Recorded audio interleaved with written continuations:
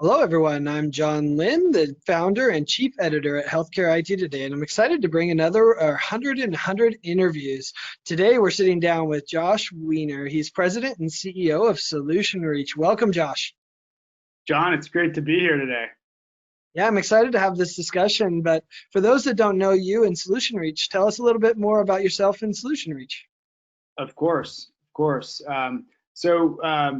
Solutionreach is a patient communications company. We've been in business for 20 years. We're actually the very first company to send a healthcare-related text message in the United States, which we're very proud of. But of course, we've iterated on that for now 2 decades to deliver state-of-the-art patient communications tools that sit on top of the electronic medical record system. And we're going to get to talk about it today, but a lot of what we're working on right now is how do you keep really good communication going on with patients in a virtualized environment, including telehealth solutions. And I'm very fortunate and lucky enough to be a part of this organization. We have an amazing team. We're headquartered in the Salt Lake City area of Utah.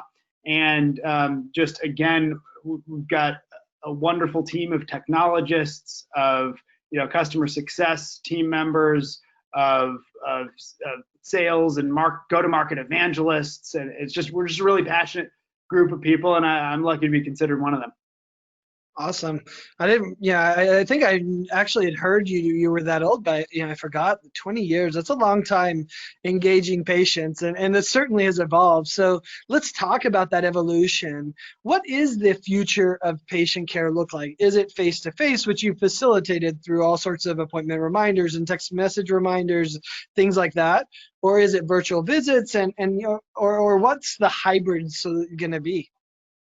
Yeah, look, it's obviously evolving rapidly, but the pandemic has created, a catalyst for a lot of change that's taking place in that workflow that you're describing, John. And I think a lot of it is here to stay. I don't think, I hope that our lives in 5 or 10 years don't feel like we are in a pandemic. We will work our way through a pandemic, and God forbid we may find ourselves in a pandemic again at some point in the future. But a lot of the workflow changes that we have been experiencing as technologists in the space, but also as patients in the last few months, I think are here to stay. And so you said the word hybrid. I totally agree with you. I think that we're going to see a fluidity between the in-person care environment and the virtual care environment.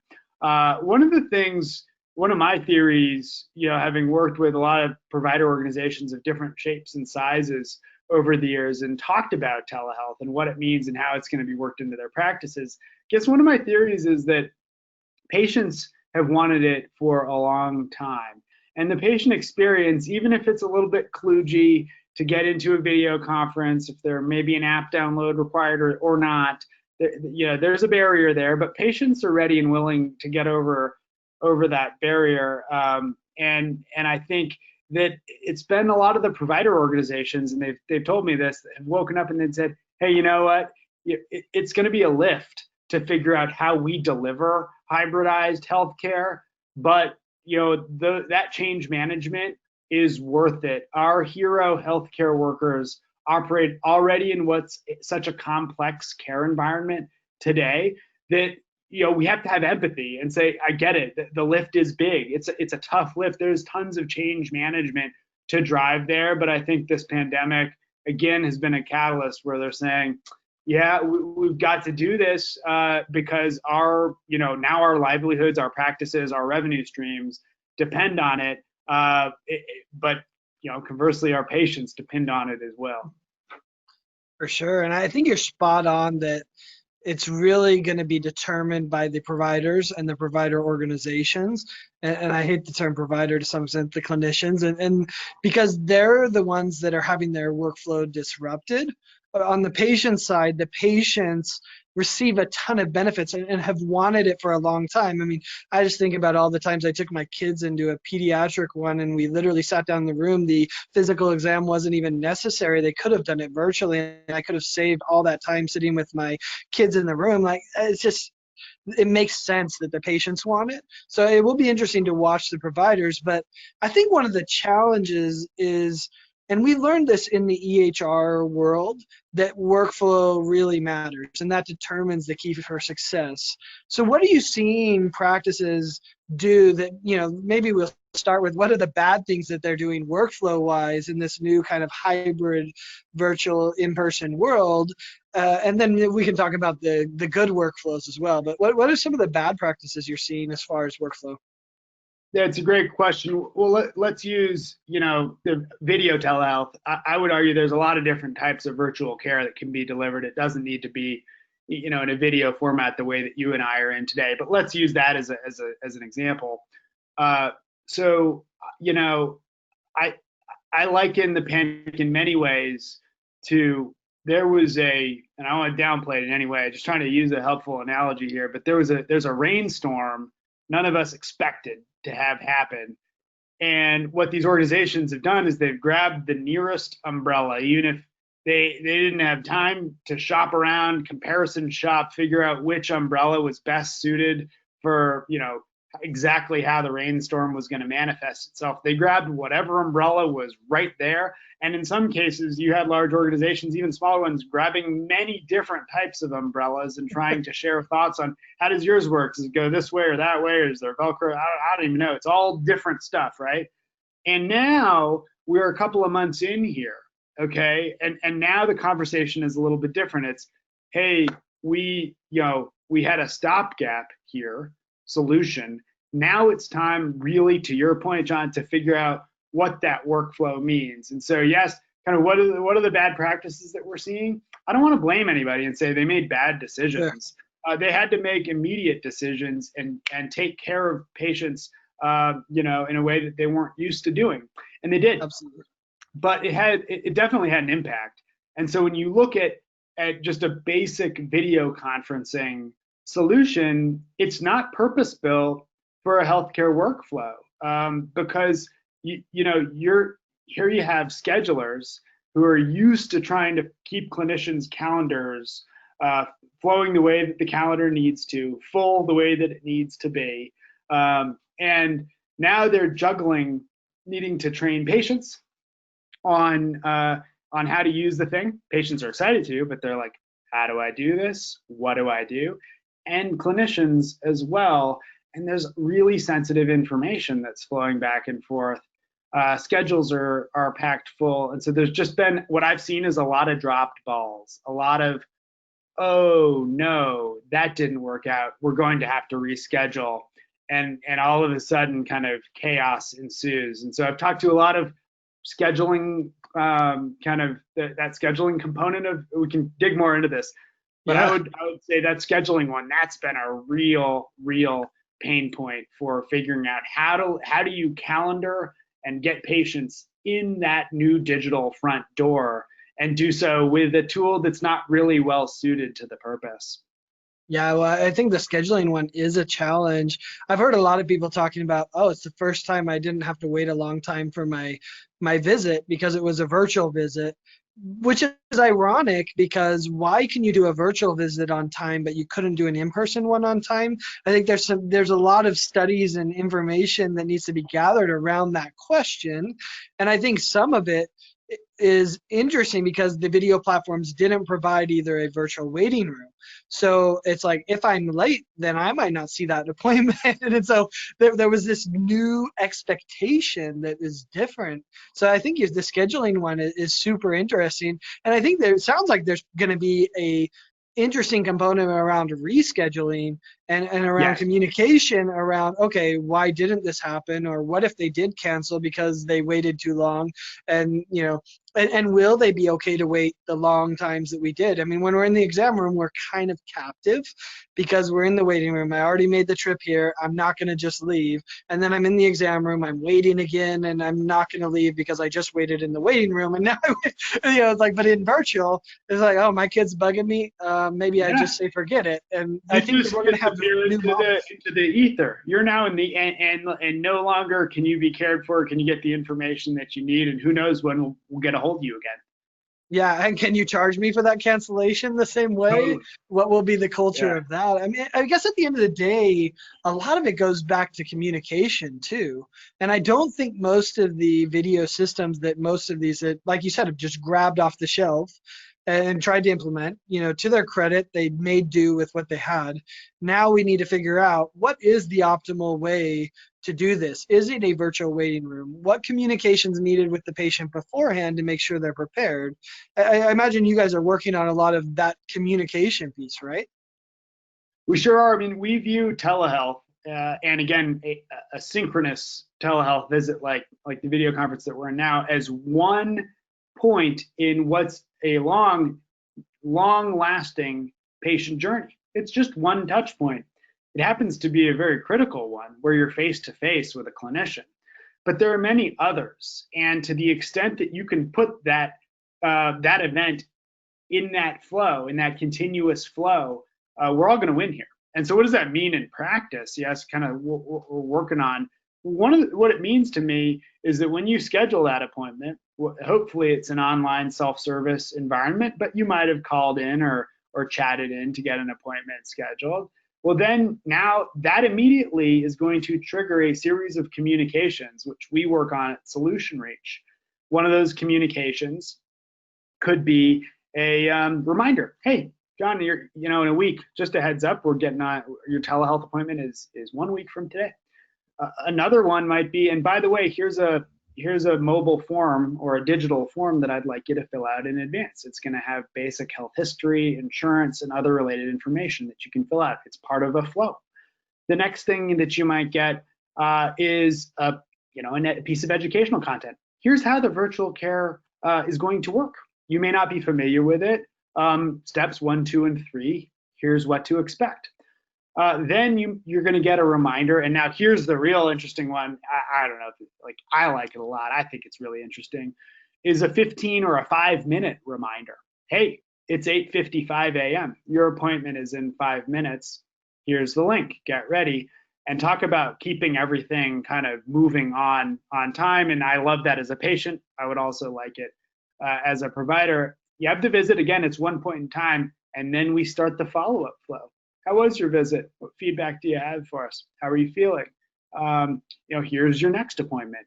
All of those things we believe are part of a continuous conversation, and that's the right thing for clinicians, but it's really also the right thing for patients. And I can give you one personal example, which is that my wife's expecting, we're expecting a baby in the fall, pregnant, which is really, really exciting for us. It's our second. And like you were talking about earlier, you're talking about doing like pediatric visits virtually. Well, we're doing prenatal visits virtually. Well, here's a simple example of hybrid. So we received a fetal Doppler monitor. It's a heartbeat monitor in the mail. Small little device, no screen or anything. It just allows you to listen to the fetus's heartbeat. And the issue is, if we couldn't find it, if we couldn't get the heartbeat, we would need to convert a virtual appointment into an in-person appointment. And so essentially there was this trigger point where whether or not we could do it and then log that information for the provider or not, we didn't know. So we were kind of expecting could go either way. It's early in the pregnancy. A lot of times it's pretty difficult as a layperson to find, a very small baby's heartbeat. We found it, and that was really exciting and fun for us and reassuring, of course. But it also meant, oh, tomorrow is virtual. Got it. And then it sets this different flow in motion. Well, it's amazing how personalized that is. And it actually brings up a whole other area of what happens if you don't find it, and the fear and the unknown, and how do you communicate that, and how do you deal with that fear, because maybe it was just your skill, not that the baby's actually not there. I mean, so that anyway, that's another discussion for another day. But what I thought was interesting is that whole personalization. And I think it's based on the person's preference, but also you brought up an interesting one around, yeah, if it's a virtual appointment, the 5-minute reminder is extremely valuable. But if that's an in-person one, that 5 minute one, yeah, like, What are you talking about? I'm trying to find yeah, parking or whatever. Yeah, yeah. you just made me mad because it's like, oh crap, I forgot it and now I can't make it. And, yeah, I mean, so I mean, you almost have to personalize it to the appointment type as well. That's such a great point. How whether you're driving down an in-person visit path or a virtual path, that whole flow of communications is going to be different. Or in the example which my wife and I were just going through, it was, could have been either way, and so that's like a third type of flow where we're not sure which type of Right. appointment it's going to be. Yeah, it's a pending more data flow, which Yeah, is, I mean, yeah. it's getting so personalized, and I think it's going to have to. And so, it's great to see you all are working on that.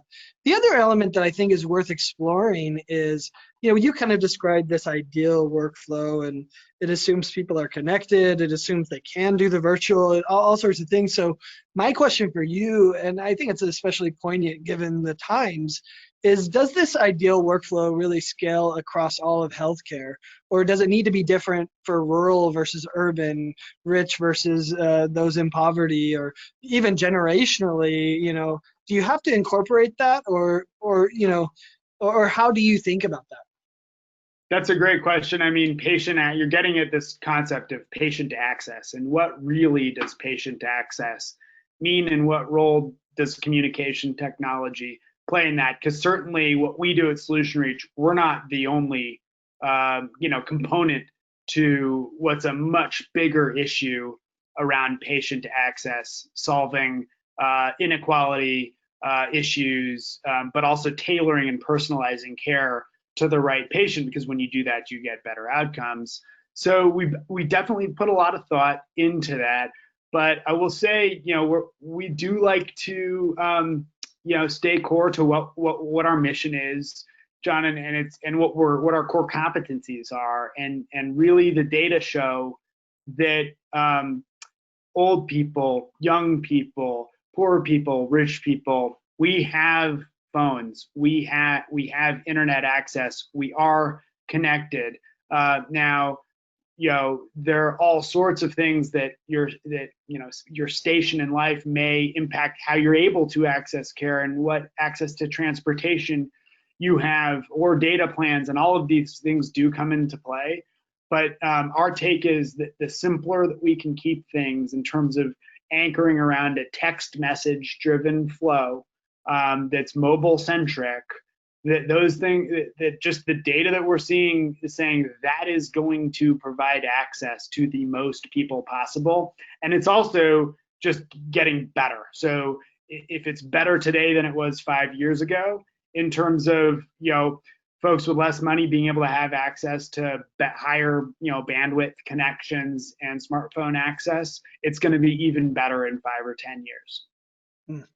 And it's interesting, I don't know if this is what you're saying, but as I see it from a communication perspective, which is that phone, that it has, and I think the numbers play out when you look at mobile adoption, that they have that available.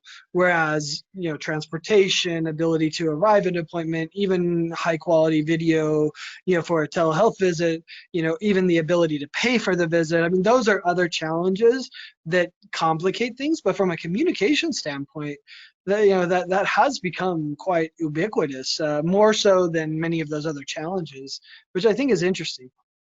Well, it definitely has, and I would maybe throw one other example to anchor us, which is that portals have become actually quite robust. I think we saw an initial, the first 10 years of portals, since meaningful use became important.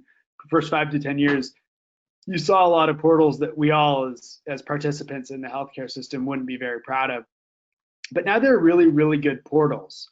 Yet the adoption remains very, very low. The barrier of needing a login, a username, a password, and then just having a proactive patient base that's going to take control of their care and use that portal, it just doesn't represent the whole patient population that's out there. It just doesn't. And so while we believe portals are good, and well, and they can do really more now than they ever have been before. And I use them, and my wife uses them, and they're really good. That's not what we do at Solutionreach, because what we view is that's going to be really helpful for the 20 to 30% of your patients who are already really on top of their game. But for the 60, 70, 80% of patients who may have switched providers and lost their password, or they're trying to figure out, navigate the system, English may not be their first language. There are all sorts of barriers where we say, hey, if you've got a cell phone number, we can engage with you. We can help make a really big difference in your care pathway. That's great. I think that's some great insights. And thanks so much for spending time with us. I think this is going to be an ongoing conversation. And thanks everyone for watching. We've been here with Josh Weiner. He's president and CEO of Solutionreach. If you want to find more great healthcare IT content, be sure to check it out at healthcareittoday.com. Thanks, Josh. Thank you.